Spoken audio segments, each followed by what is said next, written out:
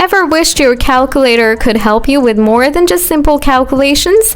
In today's tutorial, we're going to explore the new updates in iOS 18 that add powerful features like math notes and converters. These tools are perfect for students, professionals, and anyone who needs a bit more from their calculator app. We'll go through each feature in detail so you'll be a pro in no time. Let's get started. Math notes. Open the calculator app, then tap on the calculator icon. Now choose Math Notes. Next, hit on the Math Notes icon in the bottom right corner. Here you can handwrite or type your math problems. Now tap the Scribble icon. Looks like a pencil to handwrite. As you write or type, the calculator will try to recognize the equation and display it symbolically. 2. Converter. Open the calculator app, then tap on the calculator icon. After that, toggle on the converter.